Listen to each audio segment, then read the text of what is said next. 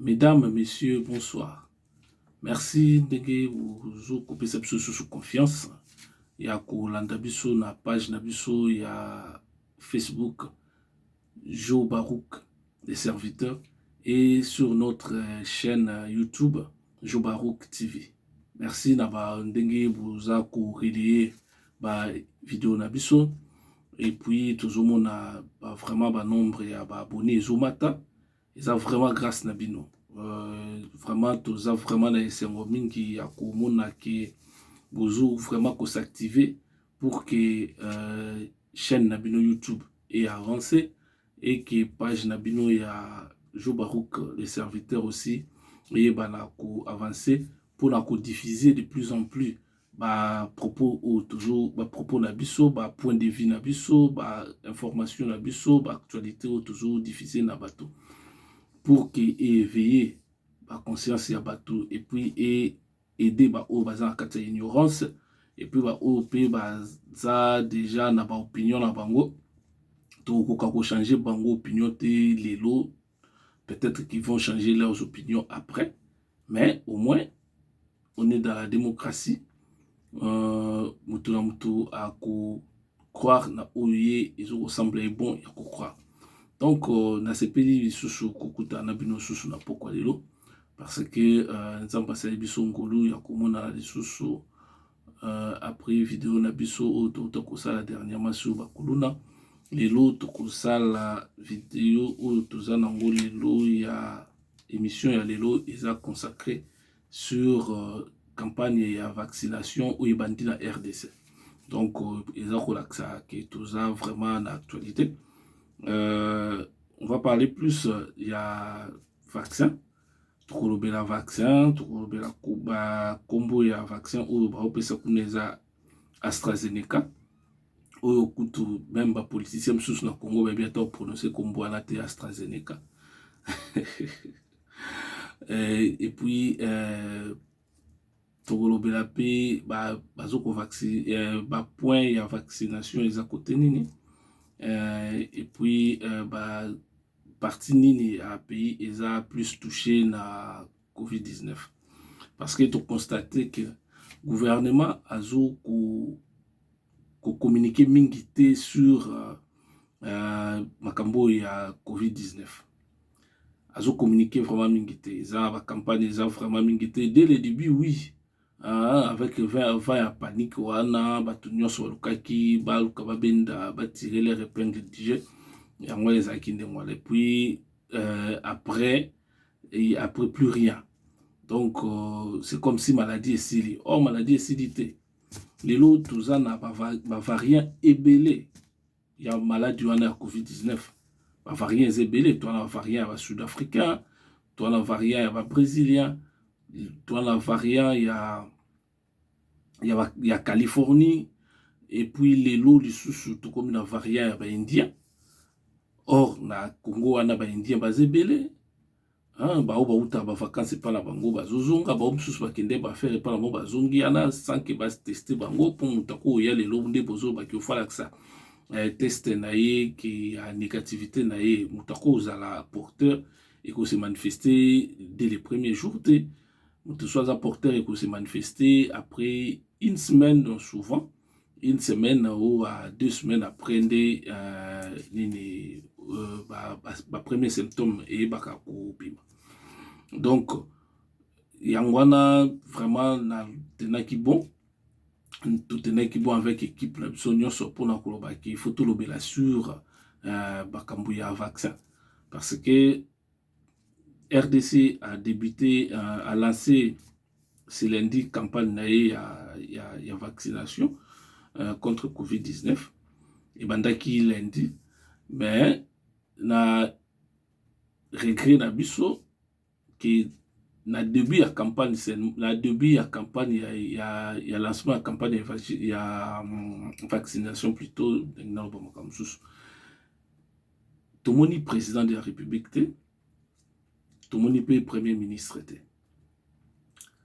toki kolobaki bon président akolobaki no azalaki na makambo ebela kosala yango moya ezalaki te Premier ministre entrant à Kolobakiro, non, Tengano na bandi musalate, yango mouepi nazale zalakite. Mais il fallait au moins, ezala na mutumoko, ata président ya parlement, tout président ya Sénat, ayata ko représenter ata président de la République. Parce que eza campagne de vaccination contre Covid. Covid wana ya maladie moko ezobomba. Awa na Europe, ebomba tebele makasi. La France déjà sali plus de 100 000 morts. Dans une année, 100 000 morts. Dans les États-Unis, sali plus de 100 000 morts. Or, on a des pays, la France, les États-Unis, il y a des pays qui ont développé le système sanitaire, tellement développé que face à la situation, il y a des gens qui ont se défendre. Mais, l'épidémie, il y a des dribblés pour la quota et puis, il y a des à ma grande regret, pour nous avoir surprise, parce qu'ils ont surprise, ils ont regret, nous allons continuer à regretter. Les plus hautes instances du pays, attendent tout le monde côté à Yewana. Basundoli charge n'est pas ministre de la santé et puis ministre de la santé sortant. Basundoli lui dit qu'il n'est charge wana Yemoko Salango. Na le docteur Mouyembe Oaza chargé à Makambu ya lutte contre Makambu ya Covid. Et puis na ba tumsusu. Mais wana message nini vous opé sans population. Wana za message vous opé sans population parce que wana vous continue ku tia méfiance na mutu ya population que non et donc vous sala na vous sala en cas seulement pour le plaisir de le faire. Parce que RDC de Razana, le vaccin au PCA wana, ils ont un vaccin au yé à sombité. Ils ont un vaccin PC à partir du programme au Bazobenga Covax. Ils ont un compte à OMS. Bazoko aider les pays où ils ont la possibilité de se doter d'un vaccin pour que ils puissent vacciner la population à banque. Mais dans un cas, à ma grande surprise, il y a un cas qui est un politicien moussoussou, un journaliste moussoussou, il y a une campagne contre la vaccination, et puis il y a ouvertement, oui, on ne disconvient pas, c'est la démocratie, nous devons développer son opinion. Mais lorsque vous avez un leader d'opinion, vous avez une idée complotiste, il y a ils sont très dangereux. Ils sont très dangereux. Donc, vous s'aimer et donc vous avez toute la population. Ce qu'on a la population, vous avez effectivement, oui, le vaccin en a des sûreté, le vaccin en a des locuta, le vaccin en a des aboyés. Non. AstraZeneca, il y a un vaccin, il y a anglais. Donc, il y a un britannique. Mais il y a une entreprise britannique n'a suédois.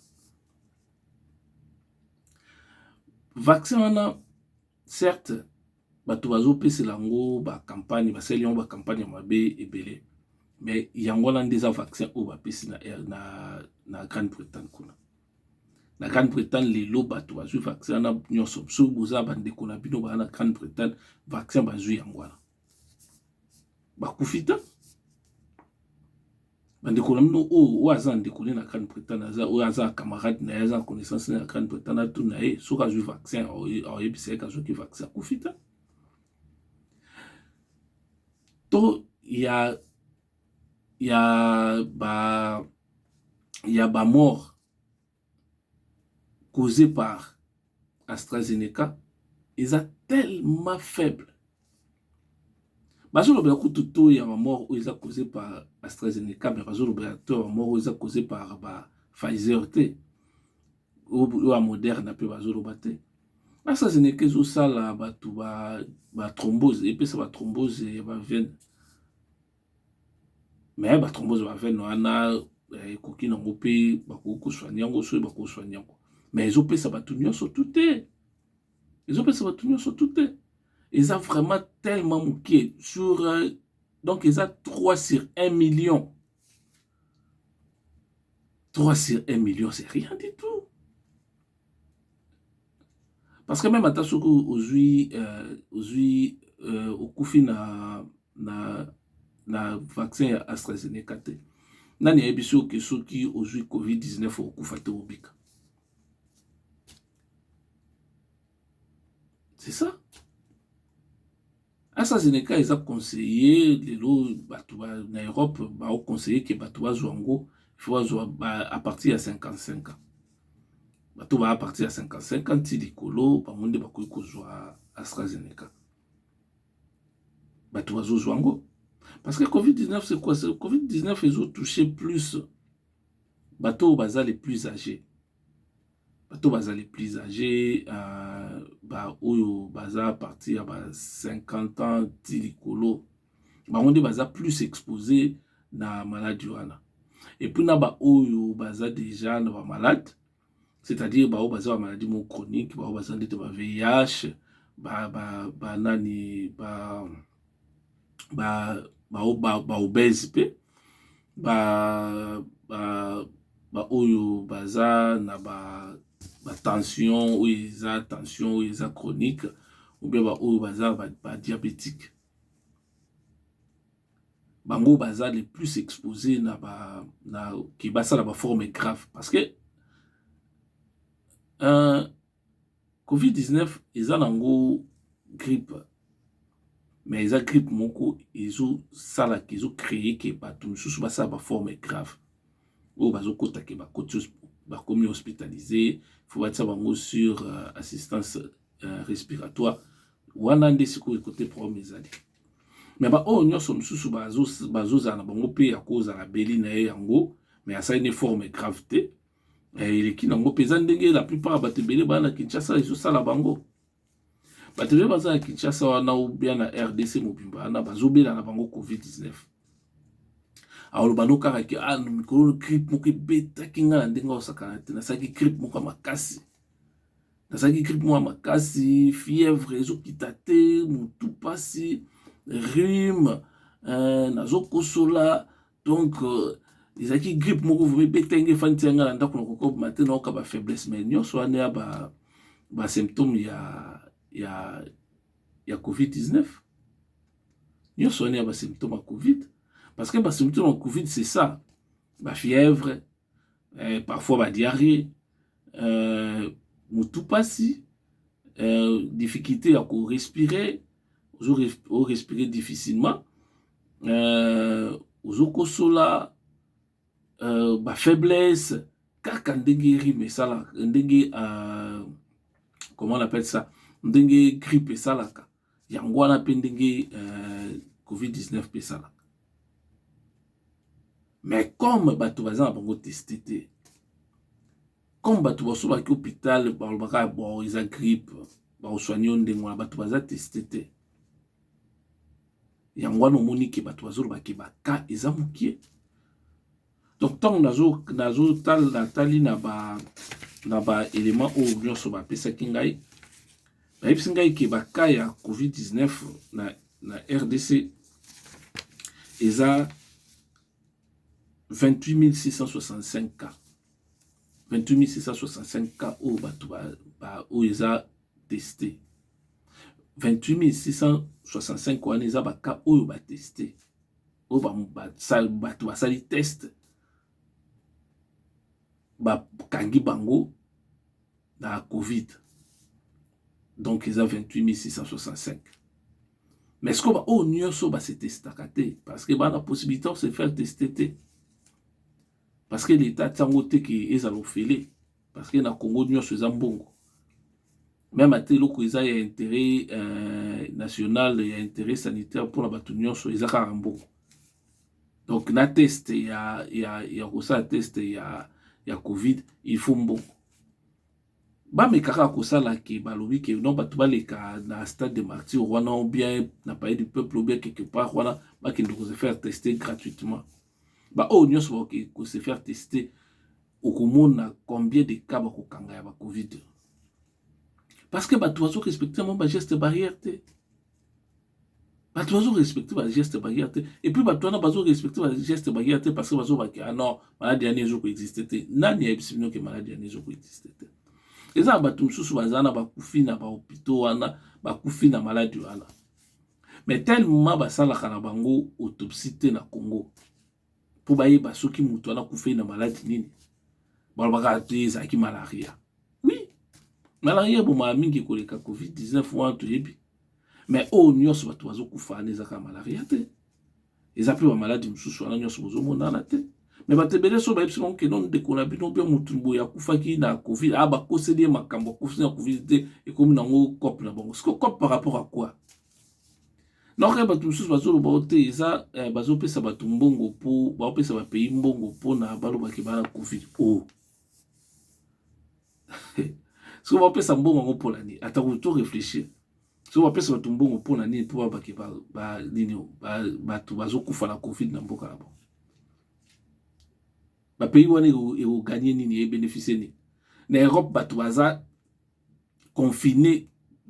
To passer au confinement, mususu ça va confirmer ça va 2 mois, 2 mois et demi. Après vous l'entendez 1 mois mususu, ainsi de suite. Et puis les l'autre là va confinement, la modèle mususu et puis on va couvre-feu. Si vous intérêt nini ba pays où il y a Europe ba ko bazana yango pour na confiner ba tout d'abord parce que tant que vous confiner ça coûte très cher dans le pays. Sur le plan économique. Sur le plan économique, ça coûte très cher. Parce que si on va travailler, la recette est coûtée. C'est quoi? On peut savoir tout le monde pour déclarer que le Covid est en Bokala. Donc il faut que la idée dans la carte de bateau. Surtout les politiciens ou les la télévision dernièrement dans total la émission moko bowana et pas il y a journaliste au benga kasango na moni débat au ndoko sala ba réaction il y a le vieux au benga papa Molière na un politicien, un autre politicien Ozaki Anazaki député mo ya bakuta Maindombe kuna je pense sur la bonne sanité koloba que wana eza baje na bango ya ba vaccin na bango ya vaccin na biso to boyi yango to lingi yango te eza ba vaccin moko ya lokuta ezoboma bato ezosala bo oh, un responsable politique ne peut pas dire ce genre de choses. Faut en avoir retenu. Au moins politique hein, au moins politique eza jeté eza te que au sala théâtre le qui bosso ya télévision zoloba parce que oza pour ça bato balanda parce que biki non bato no bazaka soko lobi abalandi a lobi obalandi o non. Et puis tant que quoi accuser mutundeti o aza responsable ya makambo wana le docteur Muyembe ozo ignorer ye que non aza intelligent ou bien aza professeur ou bien aza savant ou trop lobana. Mais c'est grave. Le monsieur a fait ses preuves. Le monsieur a fait ses preuves. Hein? Le monsieur a fait ses preuves. Donc il ne faut pas que vous ayez un pour le plaisir, que non, tu vas passer, tu vas la poser, que un tel coup à l'obi, que non, faction na tous wangote. Allez, yo ce que vous avez bien. Mais au moins, na kuzu yo, na bandeko na bien na famille na besoin de vaccin. Mais ba homme ce sont batikali population bango bazwa te parce que bango esa longo doté ata ba kufi eza longo ndeti ebimba soso eza longo matanga te mutole la zateka ba famille na bomba olelesi et ba politicien faut être responsable, faut en avoir maturité tant aux autres kaliboso de la télévision ou aux autres kana na aux autres la vidéo moko bozo loba il faut aux en avoir maturité. Faut y bander na kolobela okoloba te kaka ndengwana lokola mwa mutu moko boye ya balabala kaka non Tu vois que tu as des discussions pour discuter, bon, oui, ils ont des décisions stériles, c'est les cas pour ça, qui abo ça va prendre après des kinae. Mais toi, vous êtes des politiciens, il faudrait que vous ayez bandé à se tenir. Il faut vous avoir propos responsables. Un gars qui favorable était dans le honorable parce que gars vraiment dans ce pays là moi la terre honorable. Mais ceux qui votent dans la moi na babenga no ba ceux qui appellation babenga no ba honorable ande babenga la bino. Non moi ça c'est qui honorable place organisateur. Lorsque vous qualifiez quelqu'un de ya qui bazo yiba bazo salabo pendant que vous avez la preuve mais vous acquisez mutu gratuitement bon sur mutu ana bien qui funda na justice apporter plainte parce que vous ko traiter des voleurs ou n'importe quoi sur sa personne. Et vous battez quelque chose à député bako juger autre lui ils permettent que ba juger mutu nyoso parce que mutaza au-dessus à loi azate. Excusez-moi. Mutaza di kolo à loi azata. Biso nyonso to na se à loi. Biso tout to na se à loi. Donc alors il faut que vous allez ozoloba, il faut que yeba makamni ozoloba. Faut yeba ko tenir ba langage moko ils responsable. Quand vous êtes un politicien, il faut savoir tenir ba langage moko ils responsable. Ba o nyonso va se faire vacciner. Va se faire vacciner ndenge. Parce que les directeurs, il y a hôpital, il y a une équipe, il y a hôpital universitaire plutôt, à se faire vacciner. Responsable, représentant, il y a Union européenne, la RDC, à se faire vacciner. Les ministres sortants, à se faire vacciner. Il y a santé, à se faire vacciner. Les responsables, les coordonnateurs, il y a comment on appelle ça? Les coordonnateurs des affaires humanitaires, il y a Nations Unies, la RDC, à se faire vacciner. Parce que vous savez que ndenge bidon bolobaki na plateau wana ke eza soki mai moko boye babeti bango kaka bakosikela mai nini bakobeta bango po mai nini bakobeto na nzoto na yo po ekota créer le problème te na tonga lokola vaccin. Botika bato na tobasa musala na bango. Ngai nazoloba kaka parce que ngala lobaka. Moi je ne suis qu'un serviteur. Ngala lobaka, quand je vois que les choses ne vont pas bien, je parle. Alors botika kotia population en erreur. Botika kotia population en erreur. Donc ce qui veut dire que même le gouvernement, ils ont battu au sein du gouvernement. Oh bazo ndimaku toute campagne il y a vaccination. Les lois ils ont des mots pour les abongo. Afin de se ndimaka te ke koza na situation zo vivre ana. Afin de se soke kuta na situation ana parce que ils ont pays moko touristique, batu bayaka mingi, ba touriste bayaki mingi ba memi maladi etambo.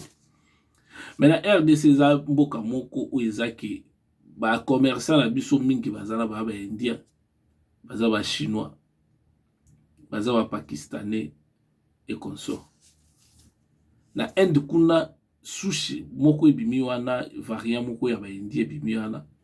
Ok batu na New Delhi bango moko bazo kima ba ville na bango pour kokenda ailleurs parce que ekomi ko boma ezo soit batu mingi ezo boma batu mingi. Je parie que ça ba indien o bazali lo bazaka na Kinshasa wana bazalaki na Inde bazo zonga Kinshasa. Bakoleka bango pe na frontière wana parce que bakopesa moi pour soit vigno na bango wana et puis bakoleka bango sans problème. Azana test ou pas.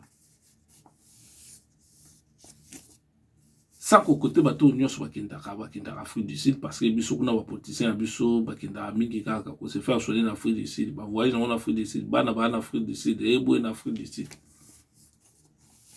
ba ko kende bokozonga bozonga.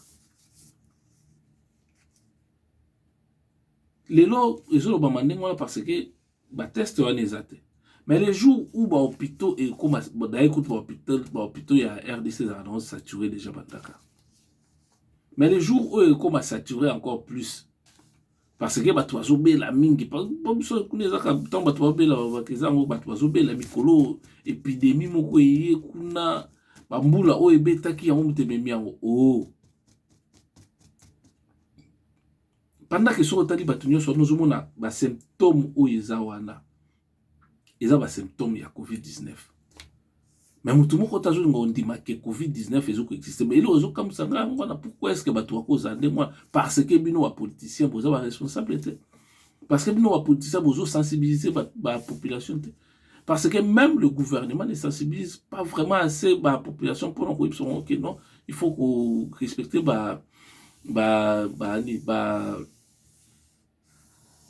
il faut respecter la loi sanitaire ou imposée, c'est-à-dire gestes barrières. Hein?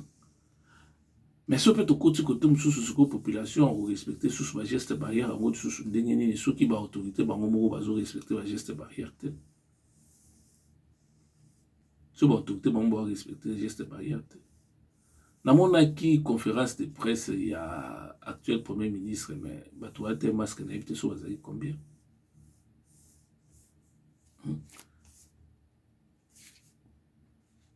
Donc bato bazaki belé wana bato te masque na éviter sur les combien.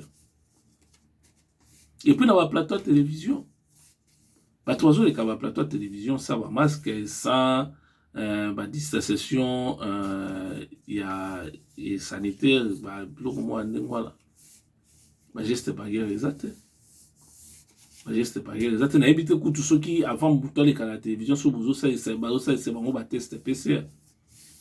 Mais éviter faut pas causer kaka na attitude complotiste que non vaccin on est pour lancer la vaccin pour lancer au vaccin pour ça vaccin pour lancer à nini parce que les mêmes vaccins ça na RDC c'est les mêmes vaccins au bateau ba saliango ba mo pour bazozo c'est les mêmes vaccins na ba payer belé zozo parce que même attaque tout bozo ba de AstraZeneca so lipe batindela ebino Pfizer kuna bonga bolo bakaka likamususu bonga bobo ya kaka bonga bolo bakaka ke no eza bazunga ba contrôler biso bonga bisala yide mona kati wana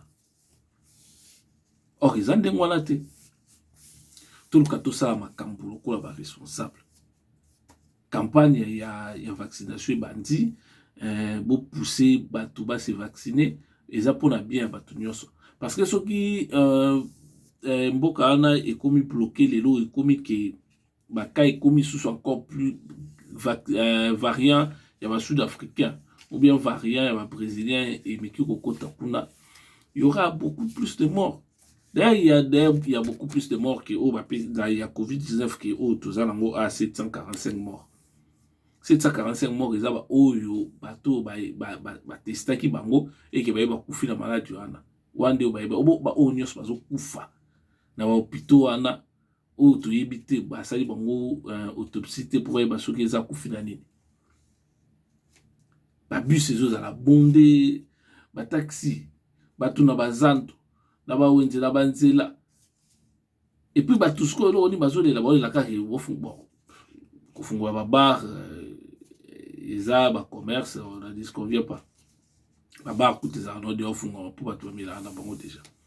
Mais bato bazolela ka bolongola couvre-feu pour oui to yebi ke ba mama mingi batekaka biloko na bona pourquoi ba biloko nyonso mais pour na oteka pe biloko wana nyonso na pourquoi il faut poser en bonne santé soki santé pesa bien te biloko wana pourquoi oteka mote mais au moins que non le gouvernement est incapable ya koyeba kosala que population eba ko respecter ba geste barrière.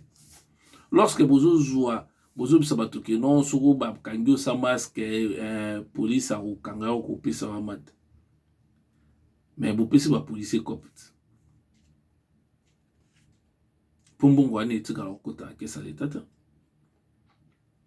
Okute ba roulage kota na kesa l'état te okute zo na bakati ba commissariat zo kota na kesa l'état te bongo sko oyo ya kopesa automate pour la masque te ekota na kesa l'état. Hein? Et bon, ce que même à tant que tout ça, on a masque ou kangi pour la masque.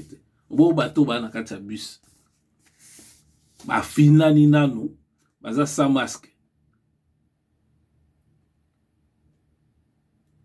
Donc, il y a un cas qui est fini dans le zoto. Il y a un cas qui est fait mbote na maboko, toujours un peu de bise. Il y a un cas de mo.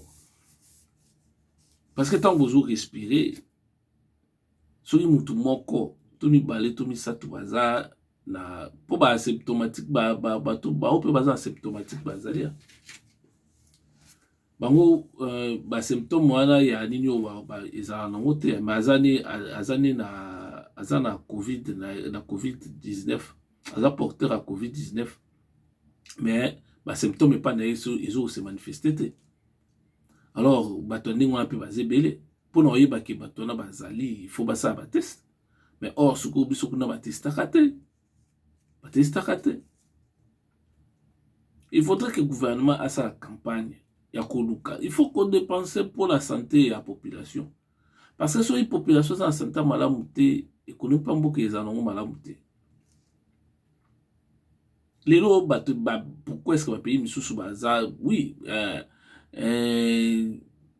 qu'on s'est vacciné, c'est obligatoire, parce que dans une parenthèse sur ce point-là, parce que qu'on s'est vacciné, c'est obligatoire.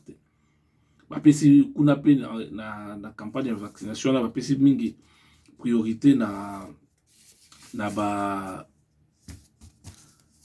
bateau,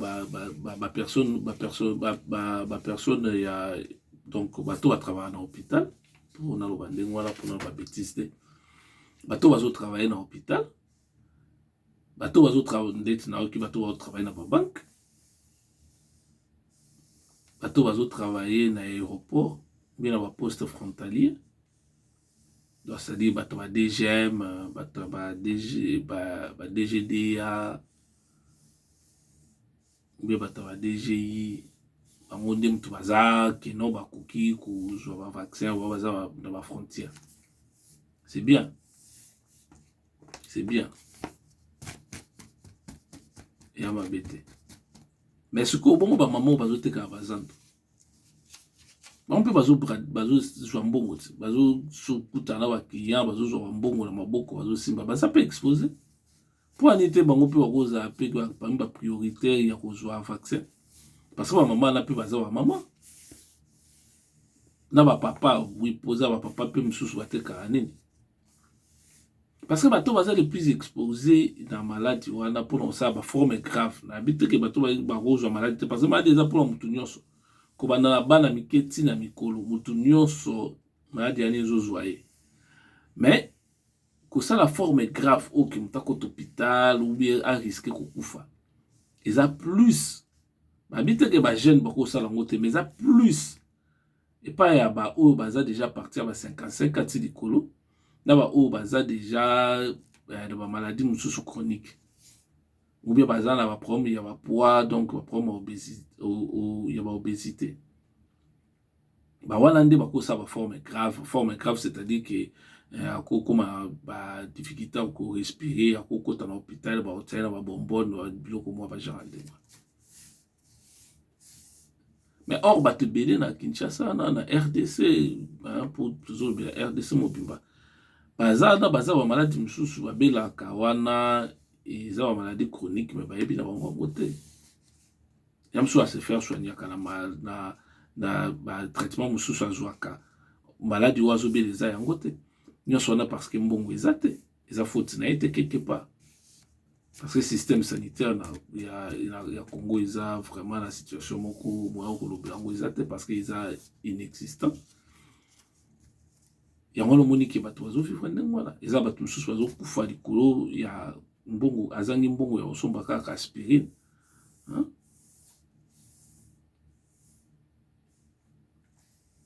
Obongo siku soki mutazanga déjà mbongo osomba aspirine. Akufi likola mbongo ya ozanga mbongo osomba aspirine bongo soko ba traitement oyo ya ba covid-19 soki esali forme grave a ozo mbongo ngwapi ya ko se faire soigner on les a déjà condamnés à mort. Donc botika bato comme vaccin est gratuit vaccin est obligatoire botika batu va se faire vacciner. Bo pousser population va se faire vacciner. Parce que ce qu'on a béni yo yo mbongo te na poche na pour pesa pour à se faire soigner. Bo élargir priorité pas y a ba maman ou pays ba maman ou y a ba faut bo sensibiliser plus les personnes âgées. Bo kende ba maison de retraite, bo kende ba tout baza ba mpaka bazé belé. Oh, bah, commis déjà, là, 80 ans, bah, 70 ans, tilikolo. Bah, 90 ans. Mais ça peine à bah, oh, m'sous, bah, 50 ans plus, bah, 60 ans plus. Bango peut faut sensibiliser, bango. Bino bozo, na télévision, bozo, lo bamaka m'sous. Na sima kuna la m'sous, boke, zo, na bino, bah, vaccin, na bino moko. Oui, bande, kuna, bino bozo, pousser, bango, bazo, vaccin. Na m'sous, bande, kuna, bango, bazo, dewa vaccin, bah, zo, vaccin, na poto A. Na ba politicien mususu ba moku na ba ke ba na ba Afrique du Sud ou bien na ba yaki ba bete ba tour ba koto mbe ba ke na ba Russie kuna ba ke ba jouer vaccin ba faille na ba mais tant wa yi azu psa no maka mususu to yango na psa no bolanda ba kampo politicien ba congolais ba lobate la plupart ba politiciens ba congolais ba lobaka makambo ezo kaka pour na ba intérêt na bango o eza pour l'intérêt na état o lobate parce que ce sont des égoïstes pires. Ce sont des égoïstes pires. Donc, il ne faut pas que vous le congolais.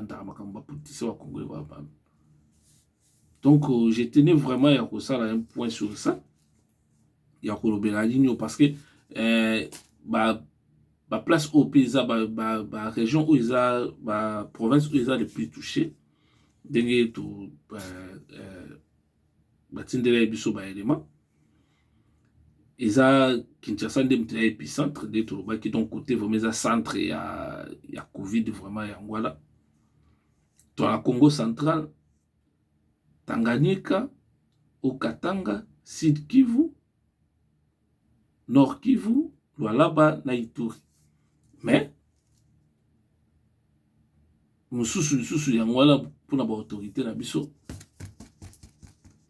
Babandi campagne de vaccination kaka na Kinshasa. Oui, les épicentres, mais kaka na Kinshasa. Kinshasa, ils ont kaka Congo te. Ma place au Nyon Sototangi a Tina Kasai, peut plutôt na ngana bosala. Ils ont 1, 2, 3, 4, 5, 6, 7, 8, 9. Ils ont 9 provinces.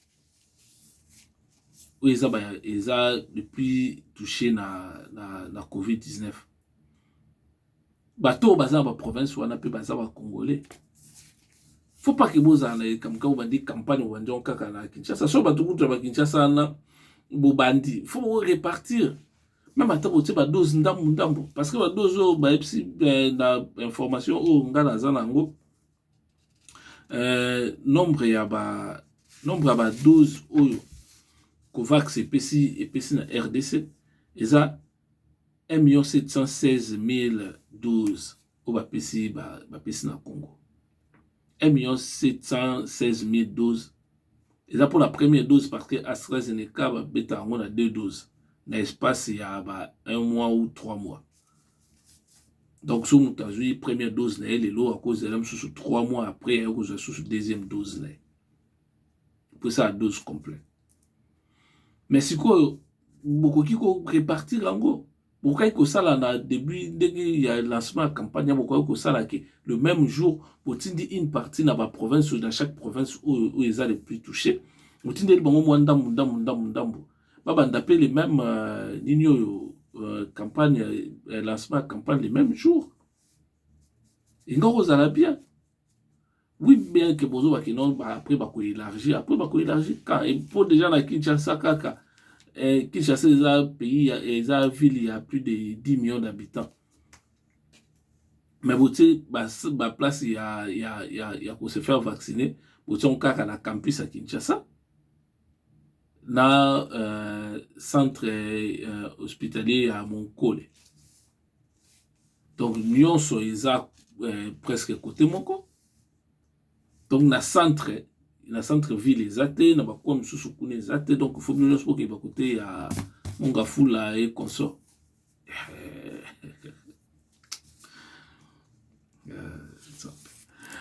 Et ça, bon, et ça, amateurisme, hein. Ça, amateurisme. So bozo sa makambo, faut pas sa makambo pour la précipitation quand on sa likambo, mon abiso to sa likambo non. Faut so bozo sa likambo. Bo sa la vraiment likambo.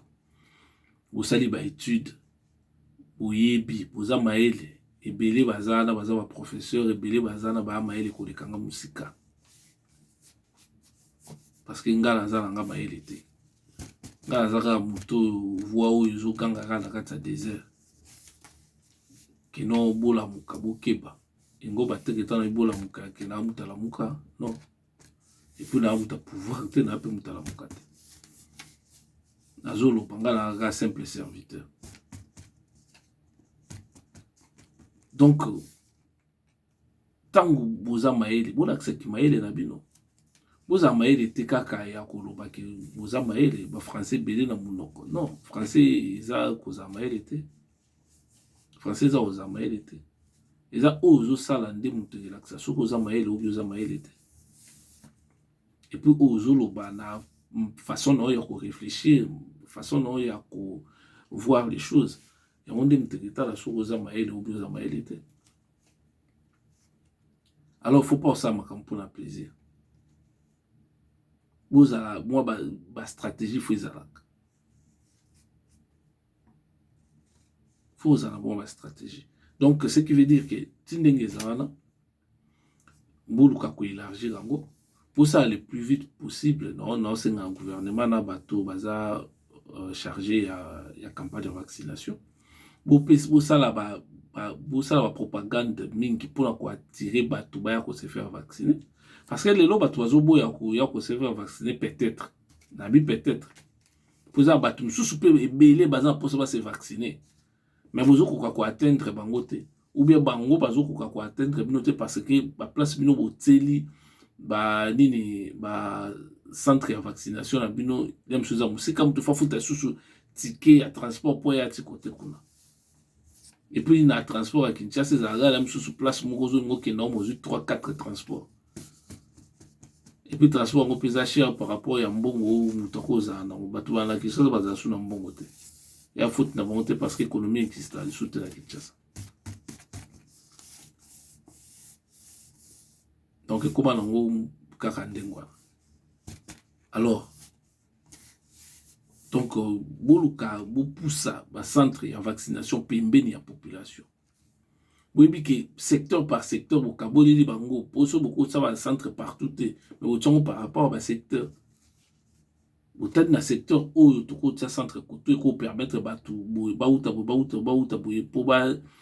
comme facilement pour encourager vous faire vacciner côté tout ça et ponga azomona déjà que na ba vaccin na batou mingi bazwa bango ngweza ba politicien kako bazo gangala bazo boya ba vaccin na kaka bango ndi ba ke ba zui ba population la simple population bazwa te parce que ezaka musika.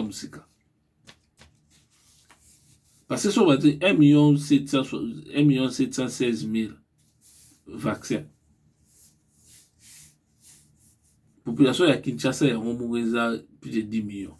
Surtout si on a un vaccin, à 1 million ou 2 millions. On a une estimation de 2 millions, 1 million, 2 millions, 3 millions, je ne sais pas. Déjà, écoutez. On a un Congo central. Toujours bato à Katanga, toujours bato à Olomami, toujours bato à Sud Kivu, Nord Kivu, na bato à Kasai. C'est quoi? Et quoi? Donc, moi, qui gouvernement, c'est la kaka qui bato ya Covax, ba opé sabango vaccin. Ce qu'on vaccin, on peut pas opé sabino, ba pesa qui vaccin depuis le mois passé. Il fallait pas banda déjà campagne. Bandité va pousser en haut, non, il faut vérifier nini. Parce que y a un cas vaccin au PSA. Bien, il y a un Afrique du Sud pour n'a PSA.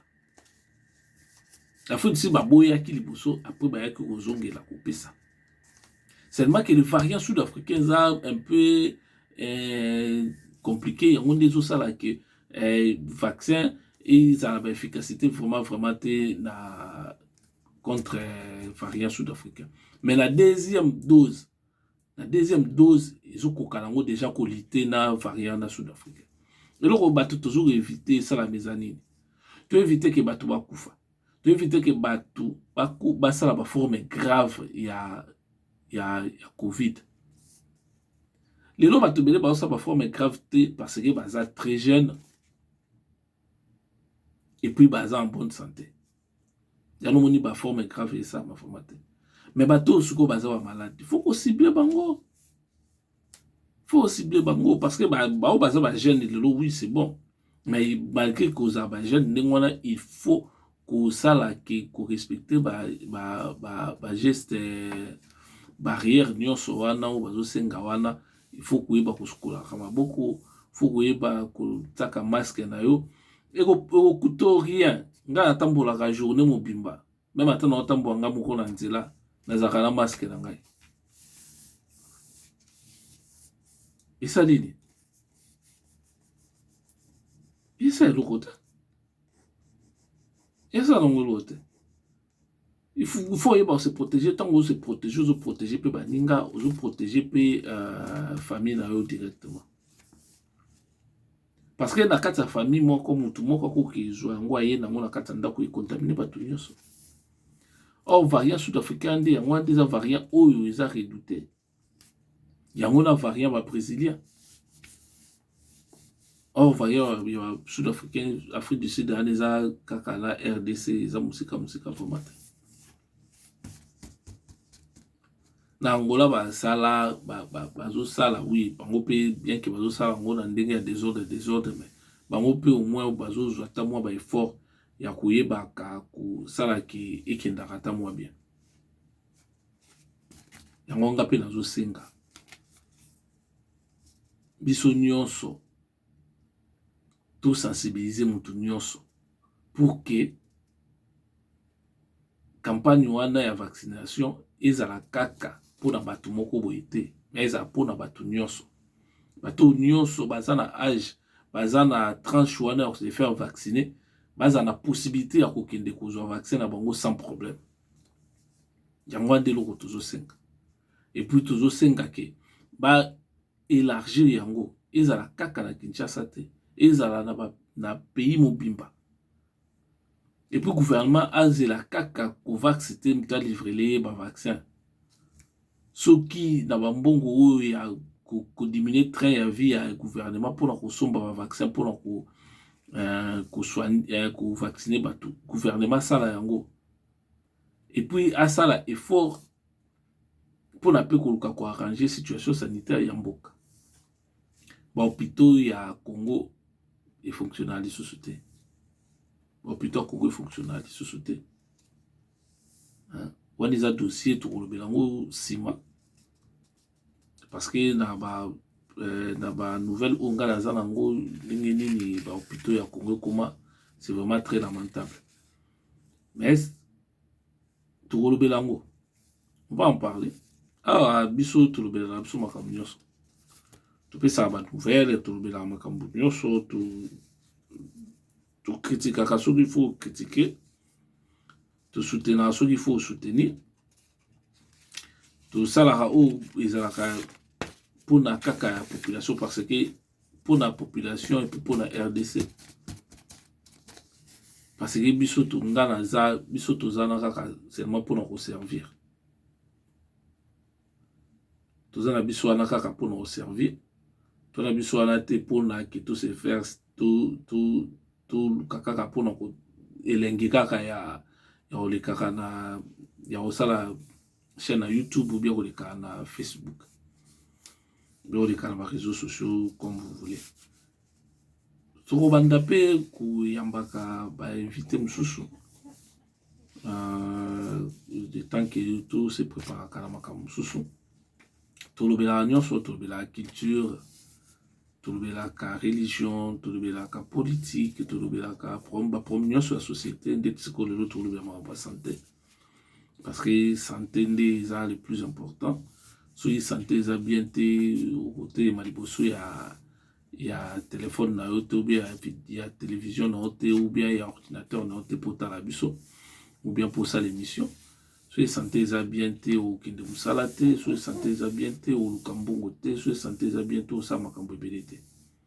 Alors, yangwala nga nazotelema vraiment pour na contre ba politicien nyonso oyo bazo sensibiliser bato pour que bato wana bayeba ko se faire vacciner te oyo bazo kosa ba population ba congolais que maladie wana eza te biso tona bakamuke toza bakamukie na Congo kuna parce que bato bazo se faire tester te tellement bazo tester bato te yango wana eza ndenge wana. Or so bando tester bato bomona nombre ya bato eza kuna boyoka na somo so bandi ko sala ba autopsie ya ba mort misusu kuna na Congo bomona ba nombre ya bato bakufi na covid ana bomona ngo eza somo kote nde bondima ke maladie ezali. Donc il faut vraiment que ça attention. Koloba c'est bien mais biso bazo na Congo kuna bazo tester bato te ba test ezate ba autopsie pe pona oyeba ke soki bato bakufi na maladie nini ezalaka te. Alors jour au gouvernement bandoloba ke non mutu nyonso soki akufi maladie nyonso so mutu akufi ba vérifier batala soki akufi na maladie nini au moins bato bakufa na covid baza ebele so babiki bato babandoko se faire tester au moins bato ba se faire tester ba okanga bona covid baza ebele elingo bateke so ba okei bakangi na maladie ya covid ezamba on bakangi bato na prison non donc na prison te so les gens ont gravité bakotia kaka en quarantaine wana ezalaki bazo tala kaka évolution non c'est tout ou bien quarantaine ko za na hôpital pour on ko za pe landa kuna bino ça bon ça non prompte. Alors je vous remercie to komi vraiment na suka ya émission na biso ya lelo na remercier vraiment bino nyonso pour na soutien na bino. Na remercier bino nyonso pour na attention na bino et puis pour na confiance nyonso bozo pesa pa na biso pour continuer toujours comme ça biso confiance au bozo sala biso beto kolemba te na kopesa ka ba information tozala ba information donc on pesa ba information et un jour peut-être to ndoza en ligne chaque jour te parce que le temps tous est là to qui sa nombre ba abonnés oyo ko permettre biso to ko sala ba mission direct après to ko sala ba mission direct donc vous avez bien pour la biso yangola tozosenga vraiment soutien na bino oui ba ko partager ba vidéo oui ba na ko s'abonner oui ba na ko ça ba critique na bino na kati ba point de vue na bino na kati pour que tout le monde a ceux qui tozo kende bien ou bien tozo lobela ndenge ni critique na bino biso to a ouvert la critique parce que démocratie ça passe. Démocratie c'est des kulusu so on dit ko memango fo memango tina suka donc ba critique na bino to ko yambango to yeba pe na ko répondre ko finga ndete te ko finga ndete ko critiquer ngo ba ko finga te critiquer de manière constructive pour que de manière constructive pour que to avancer biso nyonso so au fingi au gagner no elo mote donc ça vraiment perte de temps parce que so au fingi au tika au monde en train de répondre na inoxydable na makambo ja rende moi na remercier bino nyonso batu nyonso na Kinshasa na Rwanda na France na États-Unis na Canada na Brésil donc au bazar Belgique na Londres bato nyonso bozolanda biso vraiment merci pour votre soutien à bino vous continuez toujours à soutenir biso tukutani à la prochaine occasion na sujet mususu parce que toi ba sujet belé toujours traiter malembe parce que ngala ko pesa bino ba nouvelle te sans qu'il n'a vérifié ou bien sans qu'il n'ait pas bosser na ba ko luka ko zwa moi ba information mususu pembe. Donc avant la salle émission na zwa ki moi temps ebele ya ko kota par-ci par-là ya ko benga bato pour ba pesa nga ba information yango no monitor na zuba information o na zona ngo yango la te mettre ko zongela bino lisusu na émission mususu peut-être ceux qui te susu ba élément mususu. Allez, ciao.